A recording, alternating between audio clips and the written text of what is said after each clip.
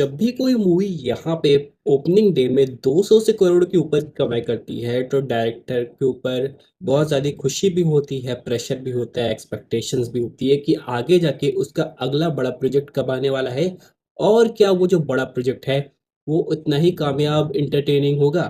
तो इसीलिए यहाँ पे अब हम लोग आज की वीडियो में बात करने वाले हैं आदित्य धर की अपकमिंग मूवीज के बारे में। हालांकि ये जो तीनों मूवीज की बात हो रही है, कुछ तो आते ही शेल्ड हो गई थी किसी वजह से, और कुछ की बातें अभी ऑफिशियल चल रही है और कुछ की एंटिसिपेशन भी बन रही है। तो चलिए बात कर लेते हैं ये मूवीज की क्या पॉसिबिलिटी है और ये कैसे कब हम लोग को देखने को मिल सकती है। तो सबसे पहली बात करते हैं मोस्ट डिमांडिंग मूवी की, जिसका नाम है धुरंधर 3।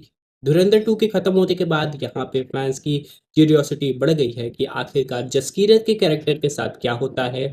वो घर तो जाता है लेकिन लोगों से मिल नहीं पाता है। उसके बाद जैसे ही यहाँ पे सीन आगे बढ़ेगा, हम लोग को पता चल जाता है कि एक्चुअली में यहाँ पे एक स्पाई की लाइफ कितनी ज़्यादा डिफिकल्ट होती है। वो अपनी फैमिली से नहीं मिल सकता है और वो वापस भी नहीं शायद जा सकता है, वो करने क्या वाला है ये नहीं पता। और इसी कहानी को लेके हो सकता है धुरंधर 3 की स्टोरी बने। हालांकि एक सिनेमैटिक यूनिवर्स की शुरुआत हो गई है, लेकिन जिस तरीके से कहा गया था कि 2-3 हफ्ते पहले जब जियो स्टूडियोज ने आदित्य धर को अप्रोच किया, उनको कहा कि धुरंधर 3 पे जल्द से जल्द वर्क किया जाए, तो फैंस को लगा कि ये भी इतनी जल्दी आ जाएगी जितनी कि पार्ट 2 आई थी, यानी कि पार्ट 1 के कुछ महीने बाद। लेकिन रियलिटी ऐसी है कि पार्ट 2 और पार्ट 1 साइमल्टेनियसली फिल्म हुई थी। इसकी वजह से ये लोग इतनी जल्दी रिलीज कर दिए। पार्ट 3 की बात करें तो उसके बारे में अभी कोई कुछ सोचा नहीं था, लेकिन हाँ पॉसिबिलिटी बनती है। पर अगर ऑडियंस को वही सेम क्वालिटी चाहिए तो यहाँ पे ऑडियंस को एक चीज़ देनी पड़ेगी, जो कि है समय। अब समय कितना लगेगा, 1 साल, 2 साल, 3 साल या फिर 4 साल, ये तो नहीं पता, क्योंकि जब तक ये मूवी अनाउंस नहीं होगी हम लोग इसकी डेट्स का पता नहीं लगा सकते।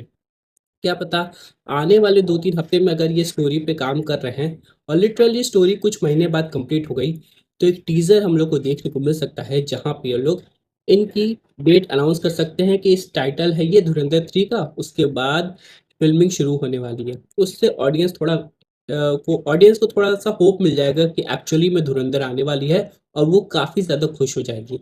लेकिन एक्चुअल रिलीज की बात करें तो फिलहाल अभी ये बात किसी को नहीं पता है।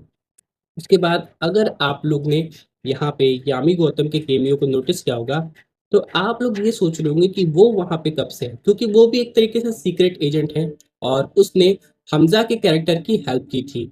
लेकिन अब जैसी कहानी आगे बढ़ती है, उसका केमियो बहुत शॉर्ट होता है, ठीक है। वो आती है, अपना काम करती है, चली जाती है और हमजा उसे एक स्माइल करके देखता है, इतना ही।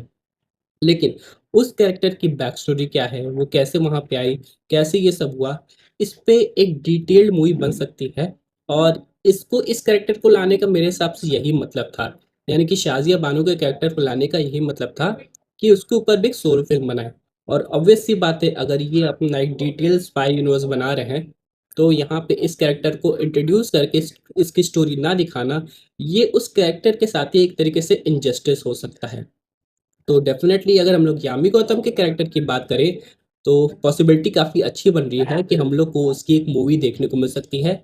लेकिन क्या ये मूवी धुरंधर 3 के पहले आने वाली है या फिर बाद में? क्योंकि अगर हम लोग बात करें आदित्य धर की, तो अगर इन्होंने इस कैरेक्टर को इंट्रोड्यूस कर दिया है तो मेरे हिसाब से इनकी स्टोरी भी उनके पास ऑलरेडी दिमाग में होगी कि इस कैरेक्टर पे अगर मूवी बनाए तो स्टोरी क्या आ सकती है। और अगर धुरंधर 3 को आने में मिनिमम 3 साल का भी समय लगेगा, तो इनके पास टाइम है उससे पहले इस कैरेक्टर की हाइप बना के इसकी मूवी रिलीज करने का। तो अगर इसकी स्टोरी ऑलरेडी तैयार है, इसकी स्क्रिप्ट ऑलरेडी तैयार है, तो इस कैरेक्टर की मूवी ऑलरेडी बन जाएगी और इसे आने में ज़्यादा से ज़्यादा मे बी 1 से 2 साल लग सकते हैं। यानी कि यामी गौतम की सोलो फिल्म कि वो कैसे स्पाई के रूप में उस कंट्री में गई थी, अपना काम की। और हमजा का केमियो तो आप लोग समझ ही गए होंगे, उसमें भी हो सकता है।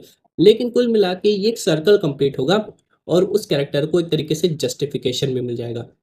उसके बाद हम लोग बात करें एक फाइनल मूवी की, जो कि शेल्व्ड हो गई थी और अब एक्टर्स के बीच में एक अजीब कास्टिंग कंफ्यूजन हो गया है, जो कि है इमॉर्टल अश्वत्थामा। अब ये वाली जो मूवी है ये आदित्य धर बनाना चाहते थे और इस पे बजट का शायद इशू आ गया था, लॉजिस्टिक इशू जो भी कहें। पहले तो एक्टर की बात करें तो विकी कौशल को कंसिडर किया गया था। उसके बाद अब कहा जा रहा है कि अल्लू अर्जुन इस मूवी में आने वाले हैं।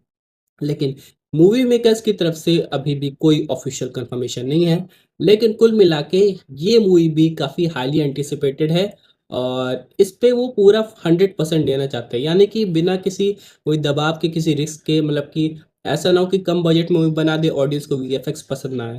तो इसलिए उस पे ये वेट चल रहा है। अभी तो शेल्ड हो गई थी, लेकिन जिस तरीके से अब ये मूवी डायरेक्टर का क्रेज़ बढ़ा है, तो मेरे हिसाब से अब शायद इनके पास बजट की कोई प्रॉब्लम नहीं होगी। प्रोड्यूसर्स आएँगे इनके पास और बोलेंगे इस पे भी वर्क करना चाहिए। लेकिन घूम फिर के सवाल ये आएगा, क्या इस मूवी में विकी कौशल को कंसीडर किया जाएगा या फिर अल्लू अर्जुन को? वेल, ये तो थी 3 मूवी जिनकी आने की पॉसिबिलिटी है। बाकी जो भी लाइनअप्स में होगी वो हम लोग को पता चल जाएगी। वैसे आप लोग ज़रूर बताइएगा कि आप कौन-सी मूवी के लिए सबसे ज़्यादा एक्साइटेड हैं और आपको क्या लगता है कि धुरंधर 3 कितनी जल्दी आ सकती है?